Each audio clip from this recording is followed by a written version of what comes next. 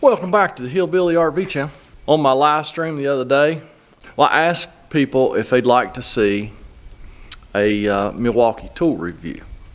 Now, I'll tell you right front, Milwaukee didn't give me a dime. Okay, I bought all these tools myself, paid full retail for them. But now, Milwaukee, if you're out there, I wouldn't be opposed to some kind of sponsorship. Yeah, I've bought quite a few tools in the last year, just because I liked the variety of the Milwaukee tools. As far as I can tell, as far as the variety of tools, they've got everybody beat.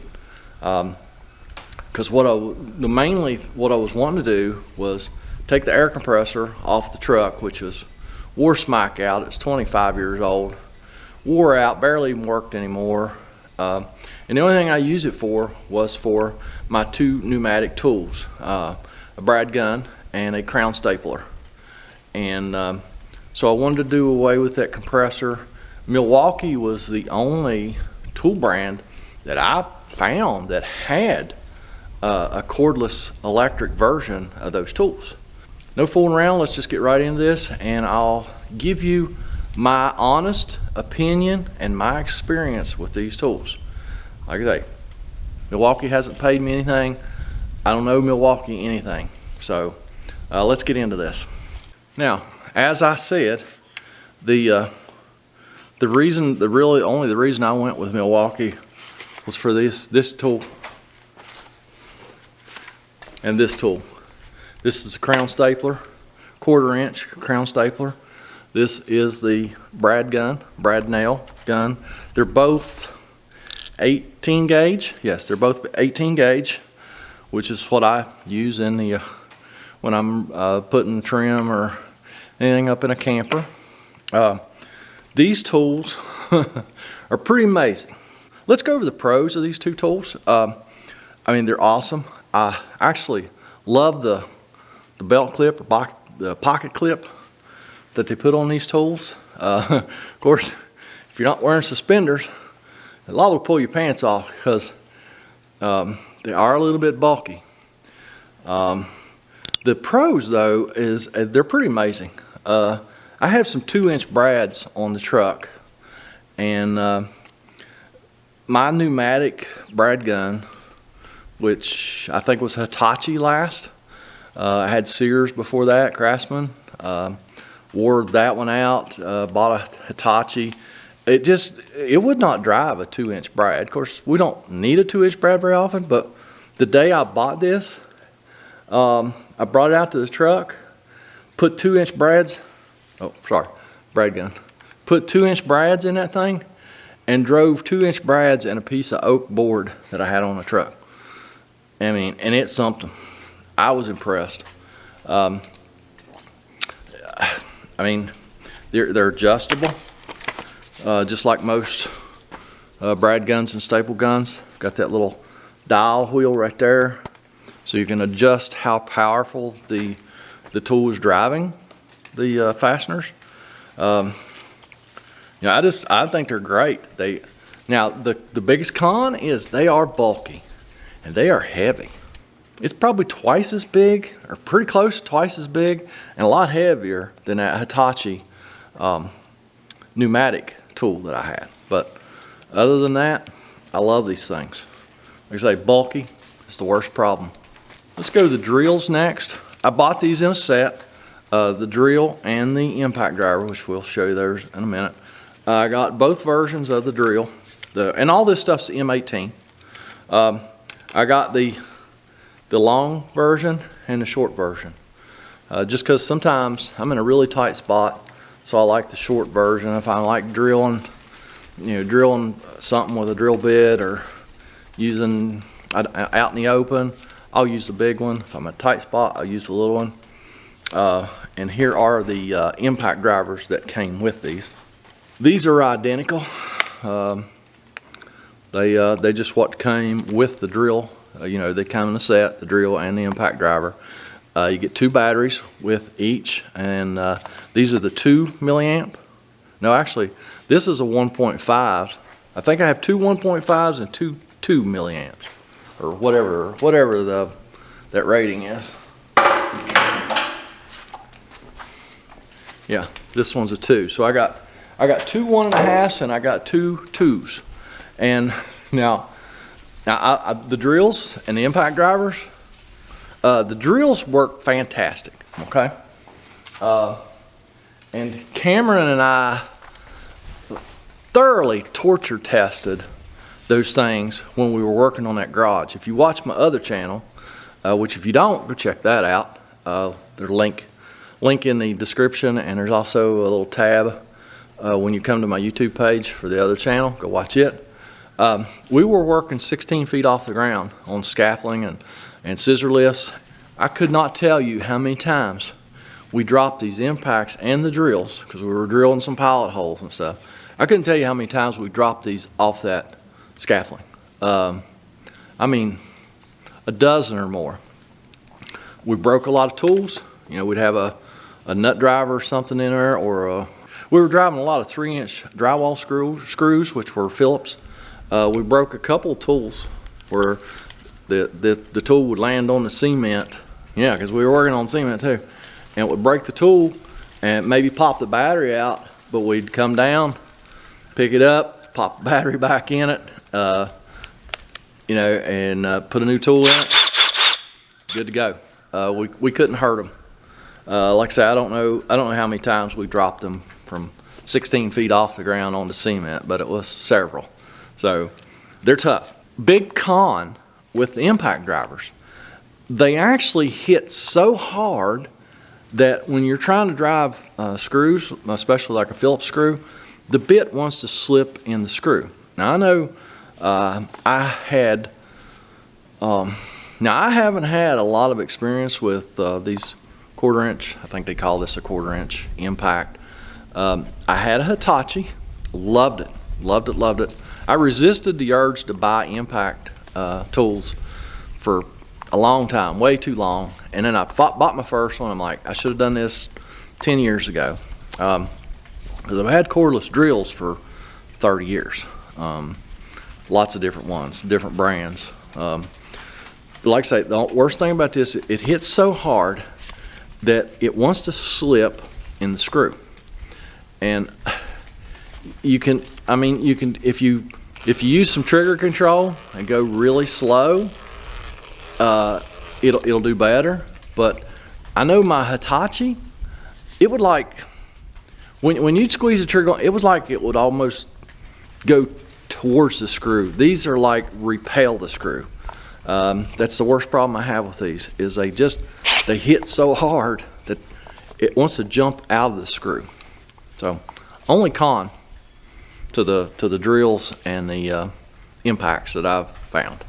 Another super handy tool is the 4.5 inch angle grinder. We have used that quite a bit. It is powerful. Again, all this stuff's M18. It is powerful. It is just as powerful as my corded, I think it's a DeWalt. I bought at Lowe's that I keep here in the shop. It's just as powerful as that corded 4.5 inch angle grinder. Does a fantastic job. This is something that came in a set. It's the reciprocating saw. And to be honest with you, I wished it wasn't in the set, because I just didn't see where it would ever come in handy. But I'm telling you what, this tool here has been used many times.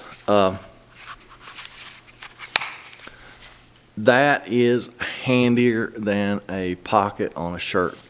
Like I said, I had no idea how handy that thing would be. So I'm super glad it was in that set that I bought. I have no cons on this thing. It's awesome. Multi-speed, on and off, and multi-speed. You can adjust it to whatever speed you want for the material you're working in. The blades are pricey. I guess that's not the tool's fault. So love this thing. Also bought the jigsaw. This is pretty cool. It has the quick release blade. I've never had a jigsaw like this. It has an adjuster over here that actually, the blade as it's going up and down, it also like oscillates. So this adjustment changes how much it oscillates. That thing cuts very, very well. I've never had a jigsaw with a blade guide like that. It's got a little roller there with a slot that the blade goes in, so it keeps the blade rigid, less likely to bend the blade. It's got a nice plastic base, so it doesn't mar. Of course, it's adjustable like any other jigsaw. I mean, this thing's, I like it. I have not used it a whole lot, but I like it. It's the best jigsaw I've ever owned, probably. Now the next thing, me and Cameron both were so impressed with this tool. I mean, we would fight over who was going to use this tool next. Well, just let me show you. It is the 6.5 inch circular saw. This is probably the nicest handheld circular saw I've ever owned. It's heavy, which, yeah, I mean, it's a little heavy to use, but what it does is when you're cutting, it makes such good cuts because the tool is heavy enough to where it just don't fly all over the place. And this saw is amazing. I kind of wish I had got the 7-inch version of this. But the 6.5 works fantastic. It's done, yeah, that garage we worked on, that made every cut on every 2x4 and every piece of loo on it we put up in that garage. And I mean, every time me and Cameron pick this tool up, we go, that is an amazing saw. I mean, we're easily impressed too, but love this saw. Not a single con on this one. I also got the Sawzall. I haven't used this a ton. I like the quick blade release, and the little. I mean, you can tell it's used. I've used it. Just haven't used it a ton. It's a Sawzall. You know, it's like every other Sawzall. You always bend the blade, and then you straighten it, and you bend the blade, and you straighten it, and you bend the blade, and then eventually the blade breaks off. So just like every other Sawzall that I've ever had. But it works fantastic. I also got the 1/2 inch impact. Now I did find out after I bought this that they changed the model number a little bit, or they changed the model somewhat time in the last couple years, and the newer ones they're having tons and tons of problems. I mean, as a matter of fact, I mean, if you'll do a YouTube search on this 1/2 inch Milwaukee Impact, you'll find a lot of videos where there was one guy on there that bought one of these at a Home Depot. Like the second time he used it, second bolt he tried to move, it quit. And he took it back to Home Depot, got another one, went home, same thing. So he went back to Home Depot, and he ended up, he bought another one, and he made the manager of the store come out in the parking lot, and he tried to remove lug nuts off of his vehicle in the parking lot, and that one died. He got six of these things before he got one. I think he got 6 before he found one that would actually work for more than a couple uses. And maybe he didn't even find one that worked, but I know he got 6 of them total. And 4 of them, the manager of the store was there watching him because they accused him of tearing them up, and couldn't accuse him of that. But this one here, I was lucky to find out. This was the H96. Yeah, that's the first 3 digits in the model number. I don't know if that'll zoom in or not. I think it did. This is the good one. It was the H98 maybe. I'm not 100% sure of that. They weren't any good, but this was the good one. You'll find YouTube videos on this thing, and people have been using and abusing this thing for years, and it still works. So I was happy that I got one of the earlier versions. Also got the shop vac, 2 gallon, I think. Yeah, 2 gallon. Okay. I haven't used this a lot.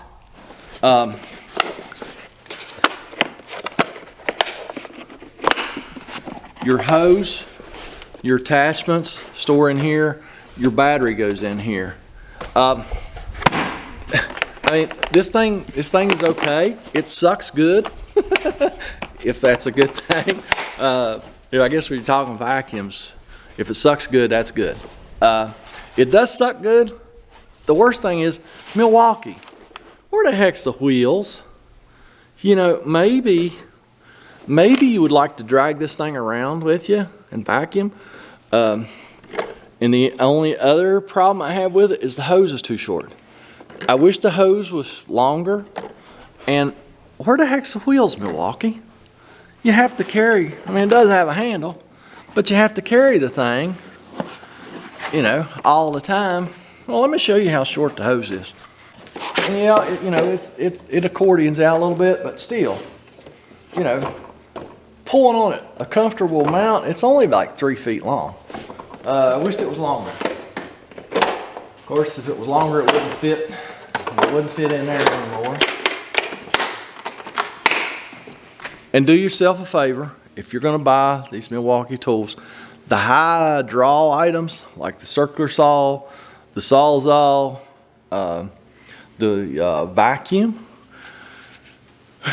if you're trying to use those 1.5 or 2 milliamp hour batteries, whatever they are, you're going to run yourself to death changing batteries.